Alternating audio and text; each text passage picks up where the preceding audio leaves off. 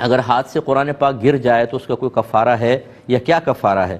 دیکھیں، اگر غلطی سے قرآن پاک گر گیا ہے، بلکہ معاذ اللہ ثم معاذ اللہ ثم معاذ اللہ ثم معاذ اللہ کسی نے جان بوجھ کے بھی قرآن گرا دیا ہے، کفارہ اس کا کوئی بھی نہیں ہے۔ بعض لوگ کہتے ہیں جی قرآن پاک کے وزن کے برابر آٹا صدقہ کر دیں۔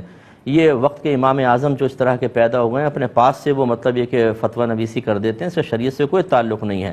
اگر آپ سے غلطی سے گرائے تو اس غفلت پر اللہ کی بارگاہ میں توبہ کر لیں بس، اور آئندہ احتیاط کریں۔